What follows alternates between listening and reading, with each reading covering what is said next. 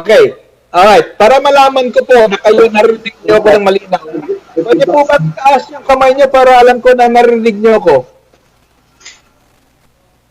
Narinig niyo ako. Yung hindi magtaas ang kamay, ibig sabihin hindi niyo ako naririnig.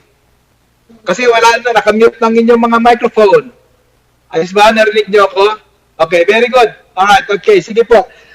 Alright, so inatasan ko kung mag-share something from 2 Timothy. Tapos lang po ng church service namin, kaya tumakbo ako from the church. Hindi ako tumakbo, nag-drive po ako from the church ako dito sa bahay.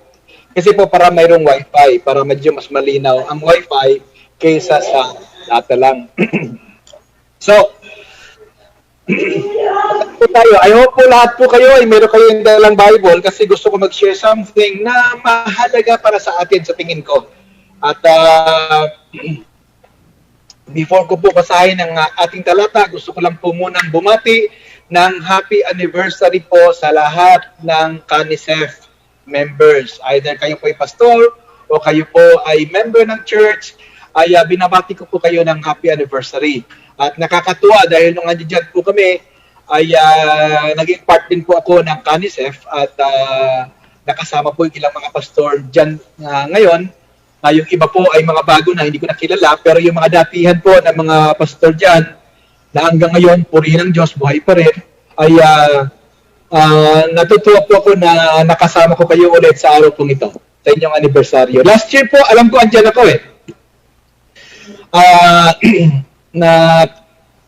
naka-attend ako doon sa Talisay. Nakapunta po ako doon, nakadalaw po ako.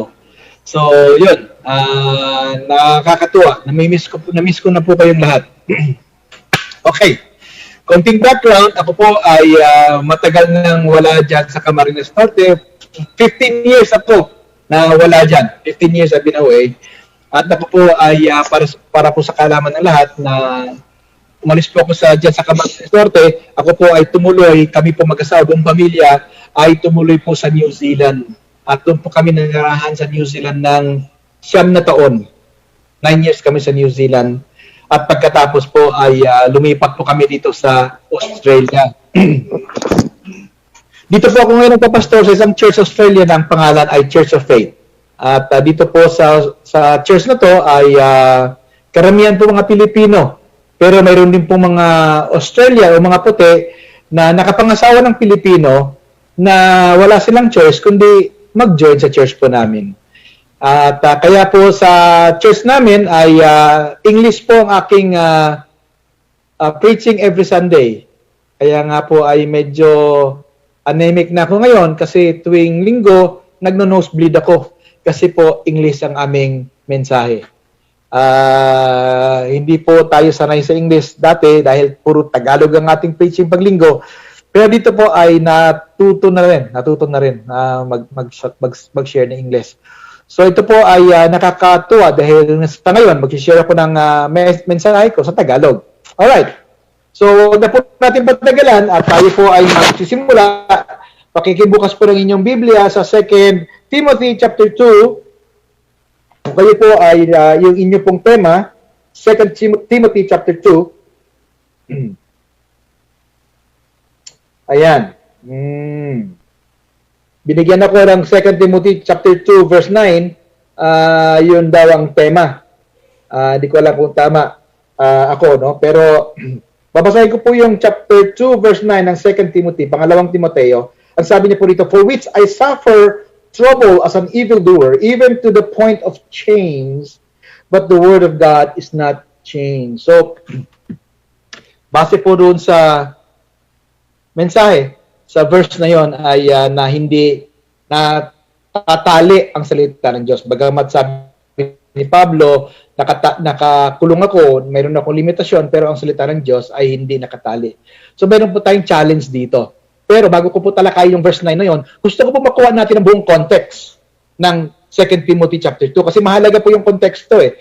Ano ba yung pinag-uusapan nila? Alright? So, tandaan natin na si Paul ay sinusulat nito, nasa loob siya ng kulungan. Okay? Wala po siya sa labas.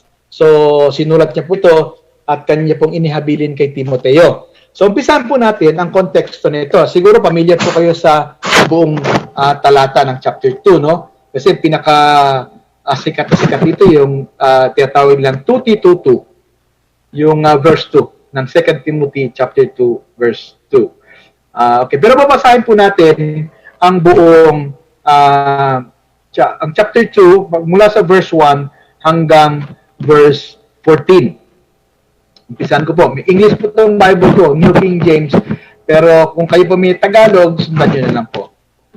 Sabi niya po ito sa verse 1, "You therefore, my son, be strong in the grace that is in Christ Jesus."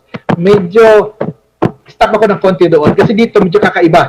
Diba? Doon sa Ephesians, sinabi niya doon sa chapter 6, "Be strong in the Lord." Pero dito, ay in-emphasize niya, "Be strong in the grace that is in Christ Jesus." So, bibigyan ko lang po ng kaunting emphasis to ito para maintindihan. Yung word grace, alam natin ibig sabihin ng word grace, di ba? Unmerited favor. Ibig sabihin, hindi tayong gumawa. Tinapos na po, ginawa na ni Kristo. Wala na po tayong gagawin, kundi ginawa na po niya. Hindi tayo karapat-dapat, pero ginawa pa rin niya. Yun po ibig sabihin ng salitang grace. Ang sabi niya po rito, "Be strong in the grace." Yan ang kanyang pinanggit. "Be strong in the grace that is in Christ Jesus." So, kailangan natin ma-appreciate at makita yung mga bagay na ginawa na ni Kristo, tinapos na po niya. Alright? At wala na po tayong pwedeng gawin para i-impress si Lord sa mga gagawin natin. Kundi ginawa na po niya. Ang gagawin na lang natin, sundin, makinig tayo kay Lord at sundin natin ang kanyang sinasabi. Alright. Tuloy natin. Verse 2, ang sabi niya, "And the things that you have heard from me among many witnesses, commit this to faithful men who will be able to teach others also." So, in short, discipleship, no? Yung pinakamaigsing description doon. You have to disciple and let them teach. In verse 3, sabi niya, "You therefore must endure hardship as a good soldier of Jesus Christ. No one engaged in warfare entangles himself with the affairs of this life, that he may please him who enlisted him as a soldier. And also if anyone competes in athletics, he is not crowned unless he competes according to the rules." Verse 6, ang sabi niya, "The hard-working farmer must be first to partake of the crops. Consider what I say, and may the Lord give you understanding in all things. Remembering that Jesus Christ of the seed of David was raised from the dead according to my gospel, for which I suffered trouble as an evildoer, even to the point of change, but the word of God is not chained." Okay, yun ang tema no, ng anniversary. Verse 10, sabi niya, "Therefore I endure all things for the sake of the elect, that they also may obtain the salvation which is in Christ Jesus with eternal glory. This is a faithful saying, for if we died with him, we shall also live with him. If we endure, we shall also reign with him. If we deny him, he also will deny us. If we are faithless, he remains faithful. He cannot deny himself." Verse 14, "Remind them of these things, charging them before the Lord not to strive about words to no profit, to the ruins of the hearers." Sama ko na rin in verse 15, "Be diligent and present yourself approved to God, a worker who does not need to be ashamed, rightly dividing the word of truth," which is very common verse 4 sa atin yan. So, ang konteksto, okay, ang konteksto, kasi napag-usapan natin ang pinaka-context ng 2 Timothy chapter 2 ay endurance. Alright? So, paulit-ulit niya binabanggit niyo, we need to endure. So, mayroon siyang ginamit in-illustrate tatlong bagay. Una yung sundalo, pangalawa yung athlete, at pangatlo yung magsasaka, yung farmer. Okay? So, isang very common sa atin yun. Pero, ang in-emphasize niya ay yung salitang endurance. Kasi ito yung kanyang binanggit, sabi niya, "You therefore," verse 3, ang sabi niya, "You therefore must endure hardship as a good soldier of Jesus Christ." So, doon niya simulan, no? At mapansin niyo yung word endure, paulit-ulit niya binabanggit. So, madali natin maunawaan na ang tinutukoy ni Pablo rito, sinasabi niya kay Timothy, "Timothy, you need to endure. Ano man ang kalagayan mo, ano man ang mangyari sa iyo, ay dapat kang mag-endure, dapat kang humawak lang palagi kay Lord, magpakatatag ka," sabi niya. So, kaya nga sinabi niya doon, bagamat ako ay limitado, ako ay nakakulong, pero sabi niya, ang salita ng Diyos ay hindi dapat nakatanikala. hindi dapat natatalian. Dapat ang salita ng Diyos, kahit anong man ang mangyari, ikaw man i-persecute, kahit patayin ka, barilin ka, kung ano man mangyari sa iyo, magpatuloy ka. You have to endure hardship at ipagpatuloy pa. Huwag kang tumigil, huwag kang sumuko ng pagbibigay ng salita ng Diyos. Paghahayo ng salita ng Diyos. Ganun din po tayo. Alam ko po, hindi ganun kadali. Ako, naranasan ko po dyan sa ating lugar. Paano naikot namin yung mga lugar dyan na kapag crusade kami kung saan sa mahirap, napakahirap, ang daming tanong, ang daming mga tao na medyo mayroong isang time na hindi ko alam kung sinong kasama namin that time na nag-Bible study kami sa isang liblib na lugar dyan na halos habulin kami ng taga. Ganun kahirap, no? At hindi ganun kadali mag-share. At hindi lahat ng tao nakikinig sa atin. May mga tao pinagtatawanan tayo, may mga tao na talagang binabastos tayo. Pero it's okay. Sabi nga ni Pablo, ano man ang mangyari, you have to endure hardship. At naalala ko yung unang sasakyan na binigay sa akin dyan ng aking bayaw, si Kuya Ramon. Binigyan niya ako ng unang sasakyan ay ang Ford Fiera. At nung magawa ko yung Ford Fiera yun ay dahil unang sasakyan, excited ako, tuwang-tuwang po ako, nilagay ko po sa likod po ng sasakyan yun, pinapinturahan ko at nilagay ko po yung salitang never give up. Never give up. Walang susuko. At kahit anong mangyari, hindi kami susuko. At yun ay reminder sa amin, sa aming pagsisimula dyan, maliit pa yung church namin noon sa Labo, sa aming pagsisimula dyan, walang susuko, dire-diretso tayo. Naranasan po namin mag-preach sa palengke, dyan sa gitna ng palengke na yan, luma pa yung palengke nung unang panahon na yon, ay grabe yung aming evangelism na ginagawa dyan. Walang susuko sa amin. At alam niyo po, matibay, matatag yung pagpirang yun, kahit na ilang beses na po nahulog ang makina noon sa gitna ng kalsada. Pero tuloy-tuloy pa rin, pinupurot lang namin, kinakabit namin ulit, takbo pa rin kami. Kasi nakalagay, nire-remind kami nung word doon sa likod ng Ford Fiera yan, never give up. At hindi kami sumuko. At doon nagsimula lumago ang church ng Panginoon. At hanggang ngayon po, ay natutuwa ako. Nagpapasalamat ako kay Lord dahil nagpatuloy kami. Kaya walang sumuko. Walang sumuko sa amin. At yun ang sinasabi ni Pablo kay Timoteo. Timoteo, you have to endure. Just keep going. Keep going. Praise the gospel, praise the word. Huwag kang sumuko, ano man na makita mo. Kasi kung minsan maraming mga nakaka-discourage sa atin. At yung iba, hindi na dumadalo ng church kasi nga nasaktan. Hindi na umaattend ng church kasi nga may nangyayari. So, hindi po tayo dapat masaktan. Hindi, part na yun ng ating paglago. Part na yun ng ating paglago, yung stress, part na yun ng ating paglago, yung may mga hindi natin hindi parehas ang ating pag-iisip. Kung minsan mayroong iba na nakakasakit ng damdamin natin, part na yun ng ating pag-grow. Kailangan lumago tayo, kailangan mag-grow tayo sa area na yun. At ano man ang nangyari, walang makakapigil sa atin sa paglilingkod natin sa Diyos. Magpapatuloy pa tayo. Ano man ang sitwasyon, whatever it is. Kaya nga sabi ni Lord sa Bible palagi, love one another. Ang pagmamahal ng Diyos ay talagang dapat na gawin natin. Mayroong isang verse dito na gusto kong basahin natin, na gusto ko ring sundan, yung 2 Timothy. Ito po ay si James chapter 1. Ito po ay galing kay James chapter 1, Santiago, no? Pero yung sa atin diyan, ang tawag natin Jaime. Pero sa Bible ay Santiago. Walang kung bakit naging Santiago yung James. Ganoon siguro talaga. Pero wag na natin questionin yun.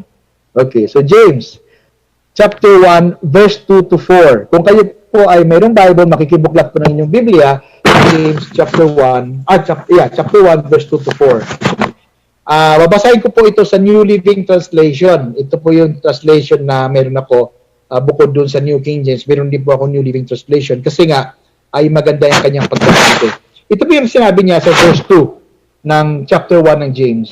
Sabi niya, Dear brothers and sisters, mga kapatid, sabi niya, when troubles come your way, consider it an opportunity for great joy.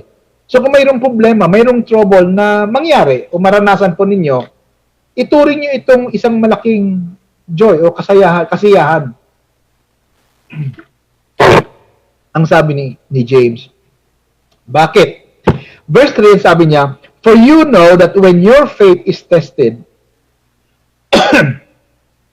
Sabi niya, your endurance has a chance to grow. Alright. Ang sabi niya, para malaman niyo sa amin na kapag ang iyong pananampalataya ay tinetest ni Lord, sinusubukan ng Panginoon. Now, lahat tayo bilang isang Kristiyano, ay kailangan maintindihan natin na bawat araw, bawat paglago natin, lagi tayong tinetest ni Lord. Tinetest palagi ni Lord yung faith natin. Kung tayo ba ay magpapatuloy o hindi, ano ba yung ang pananampalataya natin.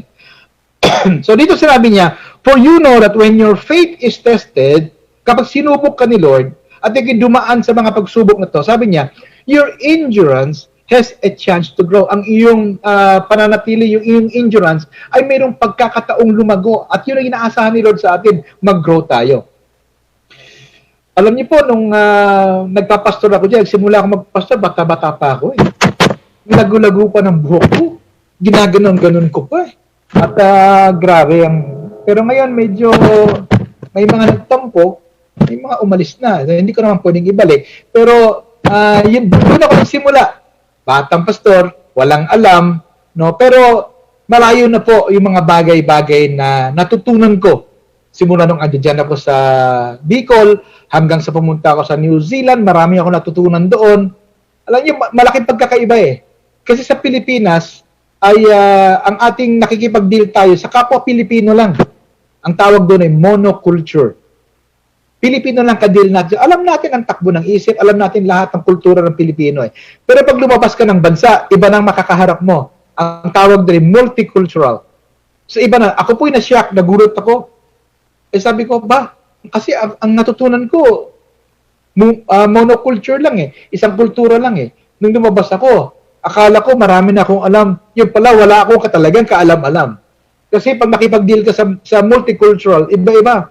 Ay, yung unang-unang simbahan na pinag-pastoran ko o naging part ako ng pastoral staff. Hindi ako senior pastor, pero part ako ng mga pastor. At ang pinagpapastoran ko mga Pilipino. At yung hindi puti, akin yun. Okay? So, multicultural sa akin. Ang tawag doon ay colored culture.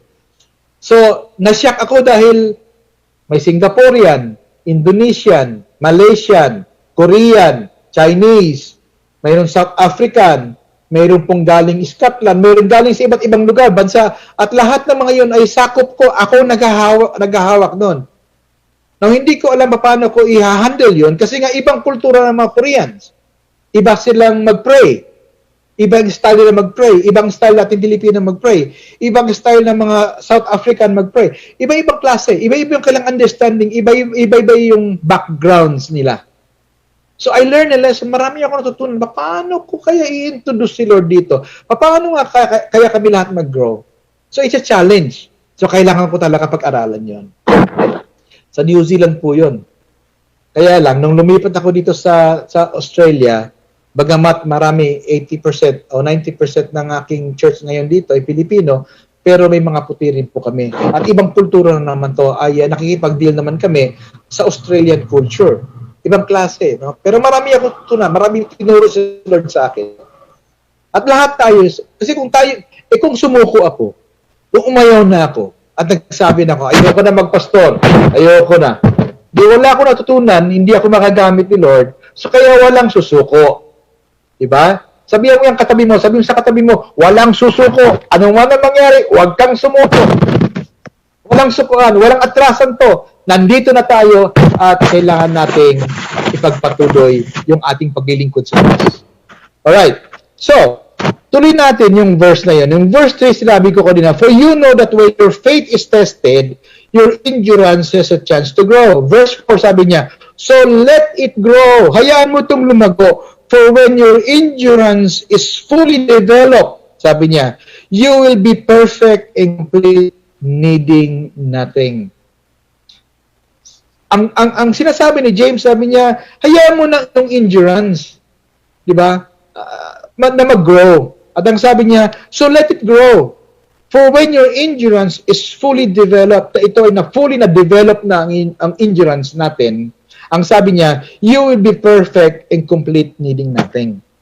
Alam niyo sa pagkapastor o paglilingkod sa Panginoon, kahit hindi pastor, basta yung naglilingkod sa Panginoon o kahit hindi naglilingkod sa Panginoon, ay dumadaan tayo palagi sa mga ganitong testing, troubles, yung mga ganon. Hindi po ibig sabihin na Kristiyano tayo, maging masarap ng buhay natin.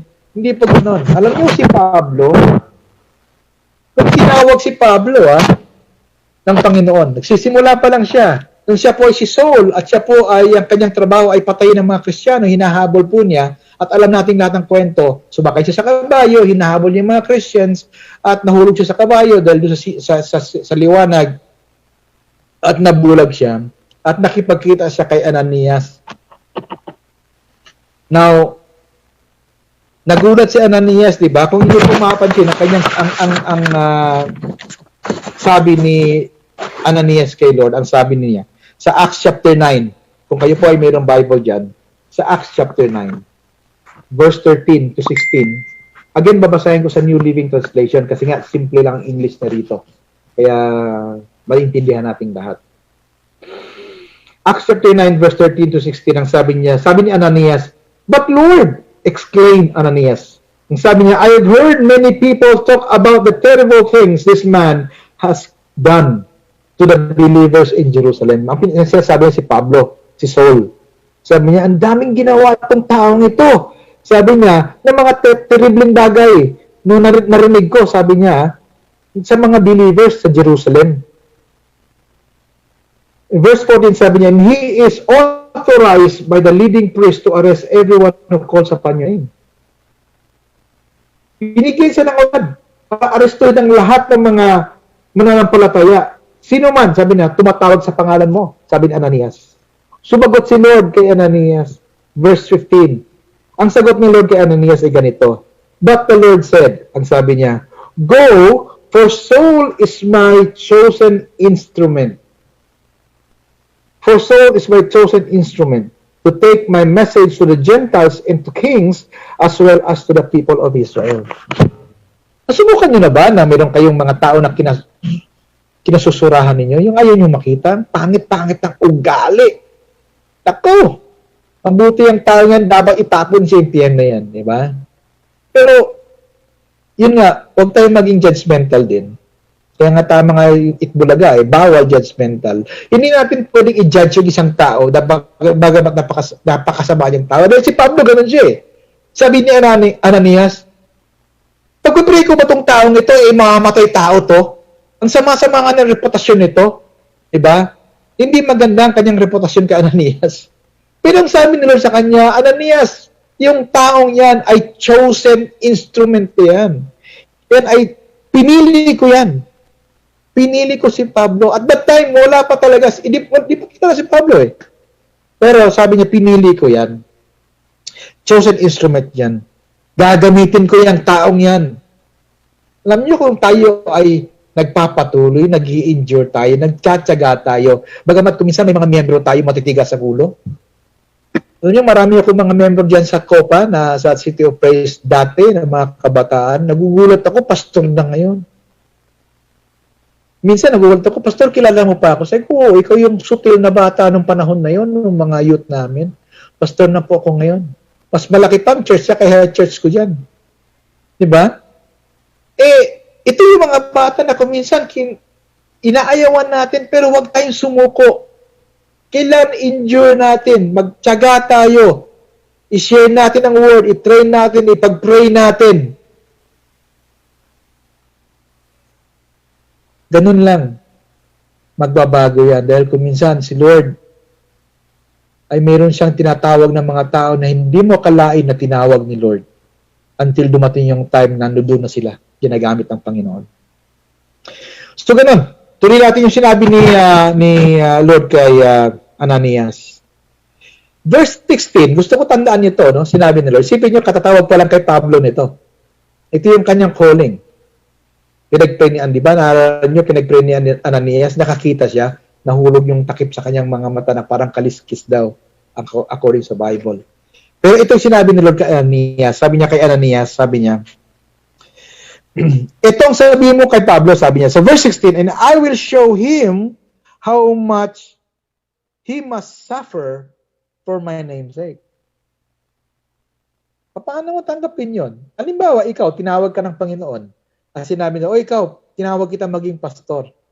Pero gusto ko malaman mo na pag ikaw yung naging pastor, ganito ang suffering sa maranasan mo. You will suffer for my name's sake. Willing ka ba? Handa ka ba mag-suffer? Alang-alang sa Panginoon. Yan po ang challenge sa atin eh. Kaya nga po yung 2 Timothy chapter 2 ay isa pong mensahe sa atin na mag-endure. Alam ko lahat tayo, we are all being tested. Dumadaan tayo sa mga pagsubok. Dumadaan tayo sa mga bagay na nakaka-discourage. Kung minsan umaayaw na tayo at sinasabi na natin, ayoko na. Pero sabi ni Pablo kay Timoteo, Pablo, wag kang sumuko. Magpatuloy ka. Dahil mayroong plano sa Hindi pa tapos si Lord sa mga bagay na yan. Magpatuloy ka. Alam niyo yung sufferings natin ay temporary. Pero that's why we need to endure. Napaka-importante na mag-endure tayo. Ayos lang po ba kayo? Nagkakaintindihan mo ba tayo? Pakitaas mo ng kamay ulit. Hindi ko kayo naririnig eh. Yay! Lahat po na nakakarinig sa akin, na naintindihan ako, taas lang po ang kamay para alam ko na nakikinig po kayo. Ayun. Okay. Salamat po. At alam ko na, at least alam ko nagising kayo. Dahil pag hindi kayo tumaas ang kamay, ibig sabihin po, tulog na kayong lahat. Okay. Mabuti naman po at nagkakaintindihan tayo. Alright, tuloy natin. So, yun ang mensahe. Yun ang mensahe ni Pablo kay Timoteo. Ano man ang mangyari, wag kang sumuko. Diba? Lahat tayo tinetest ang ating, kasi tinetest na Lord yung purity ng heart natin eh. We are all being tested. So, mayroon ako tatlong bagay. Okay, so mayroon kayong ballpen, isulat niyo po ito. Tatlong bagay na maaaring makatulong sa atin na to endure. Alright? Manatili talaga sa Panginoon. Ano man ang mangyari. Tatlong bagay po na aking sinulat na gusto kong makuha rin po ninyo. Number 1, una. Alright? Know your purpose. Alamin mo kung ano ang layunin. Okay. Know your purpose. Ano yung purpose mo? Bakit ka nga ba nandito sa mundong ito? Alam niyo po ba na walang aksidente sa Diyos? Na tayo po ay nilikha ng Lord, na bago pa lang tayo pinanganak sa mundong ito, alam na ng Diyos ang pangalan mo. Ang sabi ni Lord sa Bible, you did not choose me, but I chose you. Hindi akong pinili mo, ikaw ang pinili ko. So, ibig sabihin po, bawat isa sa atin, tayo po'y handpick, pinili tayo ng Diyos. Mula sa kadiliman, isipin niyo po kung gaano karaming tao sa mundong ito, maswerte tayo. Tayo po'y mapalad na tayo po'y pinili ng Panginoon at nung pinili tayo ng Diyos, ay mayroon pong purpose si Lord sa buhay natin. So, kailangan alam, ano bang purpose ko? Ba't ako andito? Ano yung calling ko? Natandaan natin, nung tayo nilikha ng Diyos, mayroon tayong kasama sa paglikha ng Diyos sa atin, nilagyan tayo ng Lord ng tinatawag nating gift, kaloob. Ano bang kaloob ko? Okay, tandaan niyo po, hindi kayo binigyan ng Lord ng kaloob na manggulo. Okay, hindi kaloob yun. Kasi yung iba, ay akala nilang kailang kaloob ay yung mambuisit lamang sa loob ng simbahan. Hindi po kasama sa gift yun, ang pambubuisit at panggugulo. Okay? Hindi po yun, okay? So alamin mo kung saan ka tinawag ni Lord. Ano yung gift natin? Ano ba yung kaloob ni Lord sa atin? Ano yung gift ko? Okay? Na yung gift na yun, na binigay ni Lord sa iyo, ay gagamitin ni Lord John sa kanyang kingdom. Alright? Kung kayo po nanonood ng mga video ko tungkol sa kingdom of God, yun pong ibig sabihin. Gagamitin ni Lord yun. So kung saan church ka bilong, ano man ang simbahan na ikaw kaanib, kasama, yung gift na binigay ni Lord sa iyo na yan, ay para lumago yung simbahan. Hindi para mamatay yung simbahan. Okay? Para lumago yung church. So, ikaw po ay kasama doon sa paglago ng simbahan na yon. So, yung gift na binigay ni Lord sa iyo, ay kailangan lumago yan, kailangan gamitin mo yan. Kaya mayroon sa Bible tinatawag na parable of a talent. Yung talent ay parang gift yon. Na kailangan mong gamitin. At tandaan po ninyo, yung una-una, yung binigyan ng isang talento, ay natakot siya dun sa kanyang bossing, binaon niya. Sabi niya, ayokong iwaldas to. Para pag bumalik si boss, babalik ko na lang sa kanya, at least hindi naman siya nasayang, hindi siya nawala.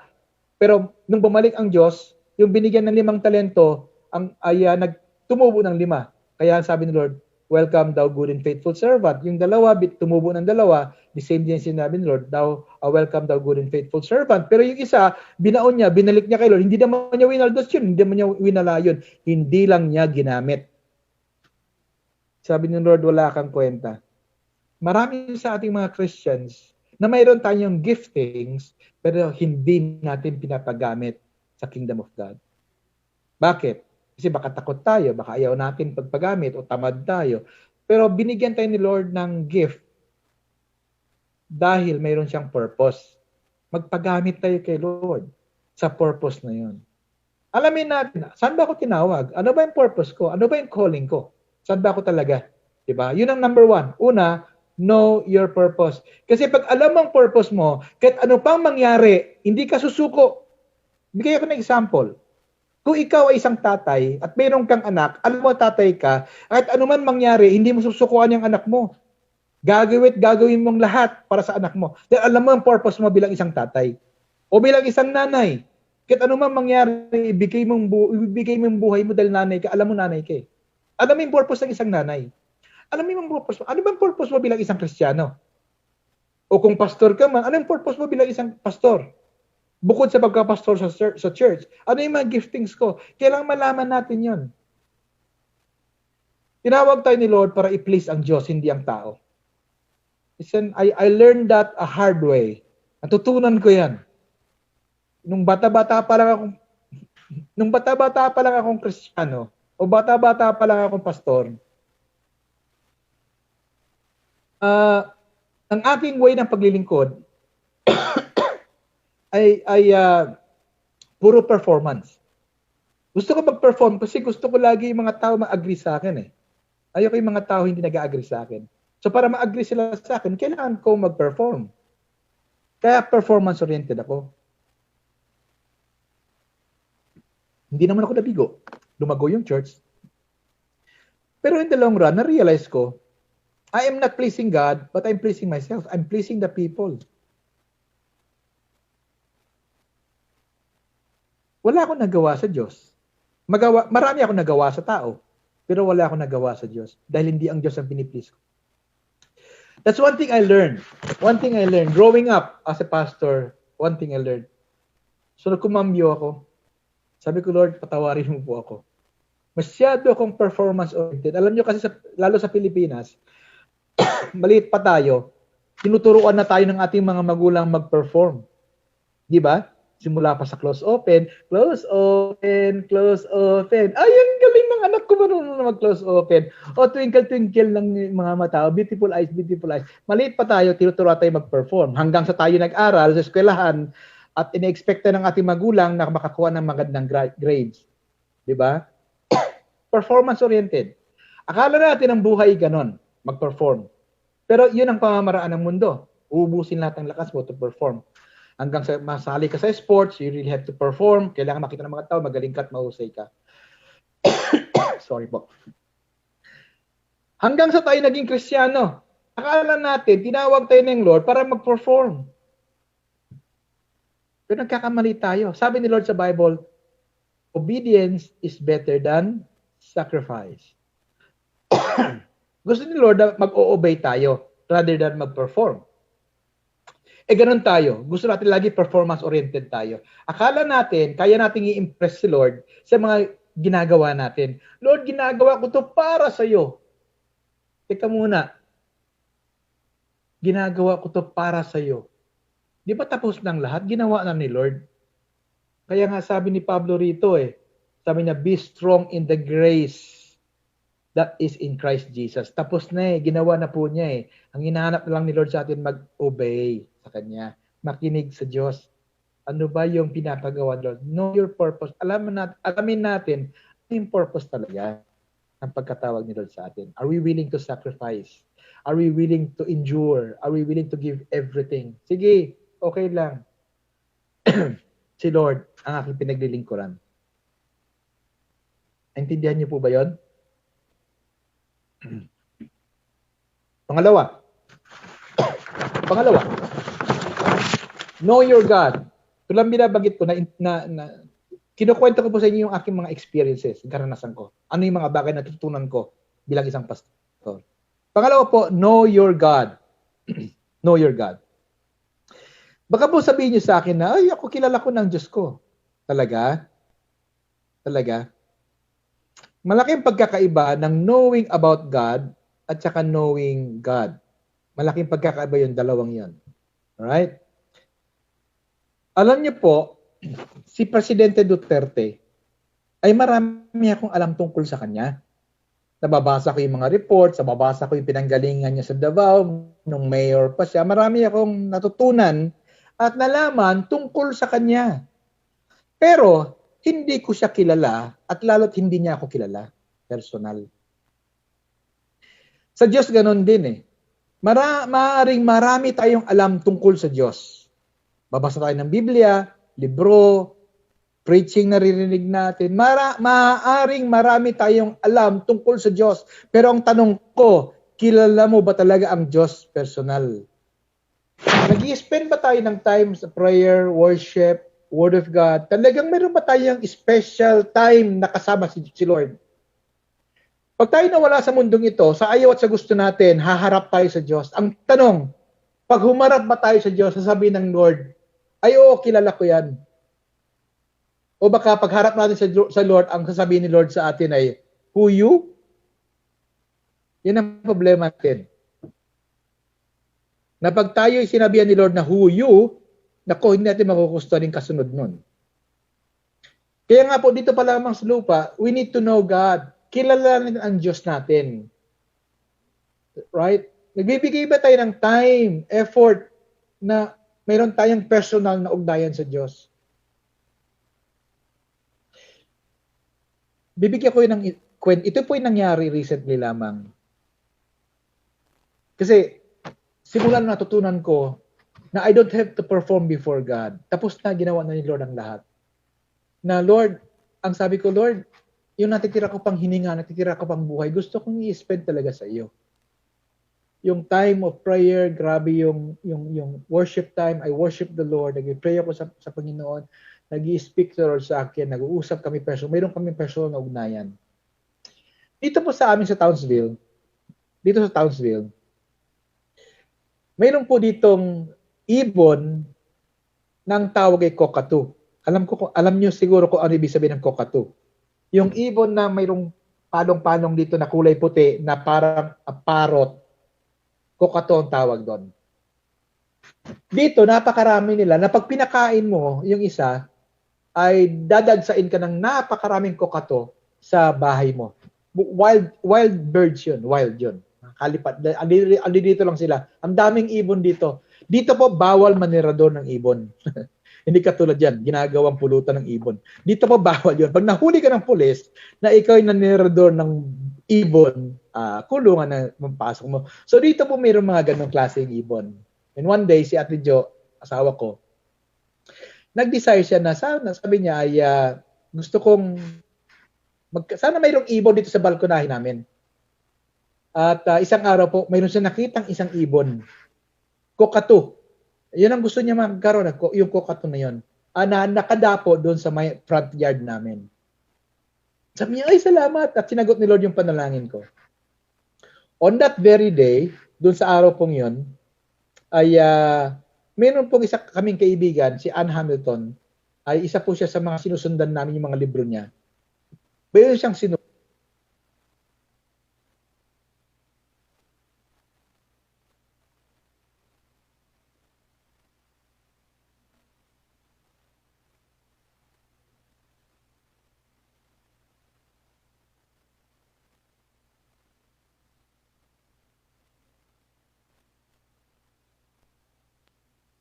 Okay, narinig niyo na ako? Okay? Okay, sige. Okay, akala ko ay sinabotahin niyo na ako eh. Okay, so yung article na yun, sinulat niya na yun pala, ang symbolism pala ng kokatu ay watchman. Ibig sabihin, pag sinabing watchman, ikaw yung taong nagpe-pray. On that very same day, sinabihan ako ni Lord, meron kasi dito isang bundok na napakataas na bundok.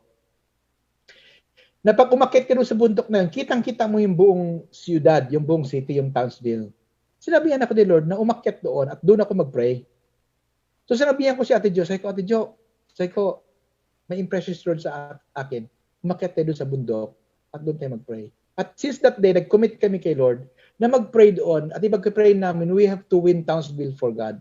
So nag-pray kami kay Lord once a week.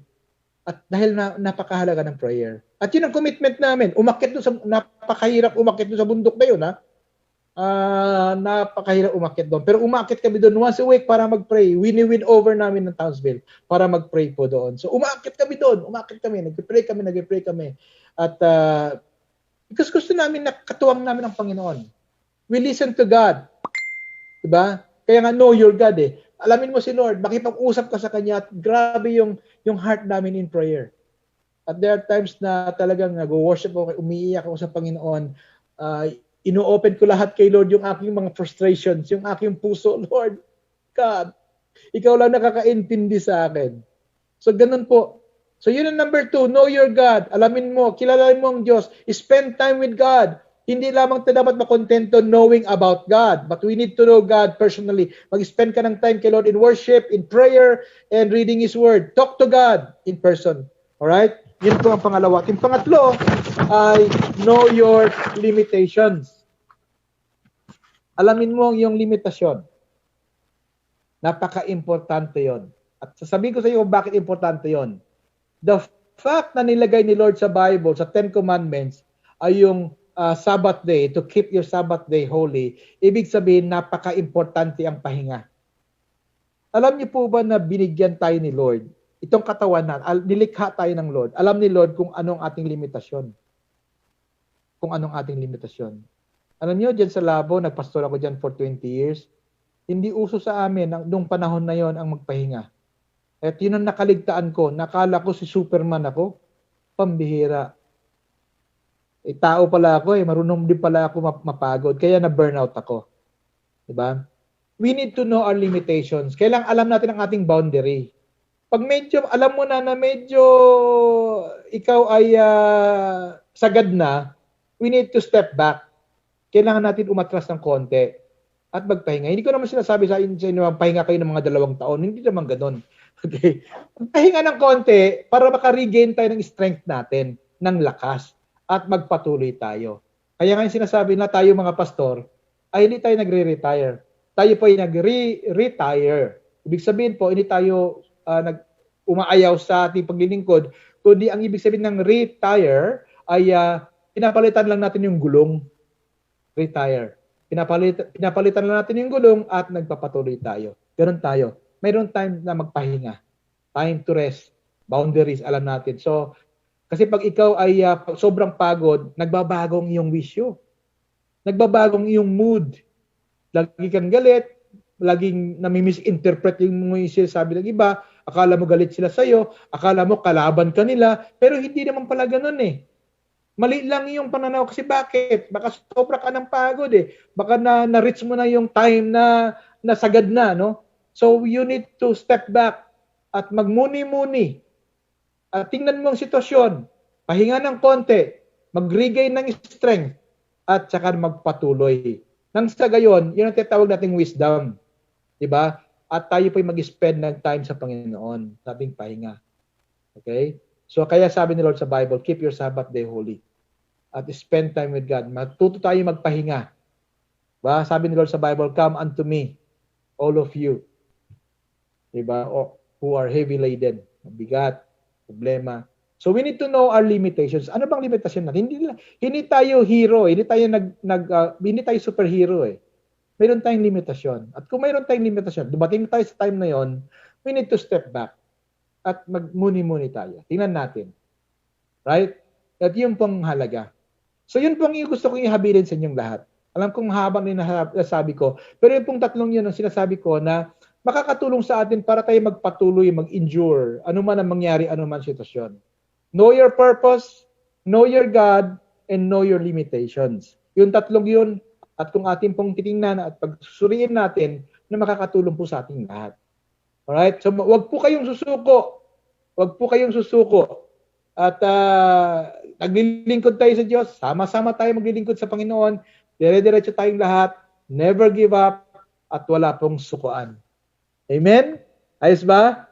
Maraming salamat po sa inyong lahat at salamat po sa inyong pakikinig at yung pong mga tulog, gisingin nyo na po at nang baka nakatulog na yan, naglalaway na. So makigising na lang po yung mga katabi na nakatulog. So maraming salamat po at God bless you po and happy anniversary po sa inyong lahat. Alright? At lahat po ng mga narinig pa rin ako, pakitaas po lang yung kamay, kaway-kaway ng konti at ibaba nyo na po at baka may maamoy. Okay. So,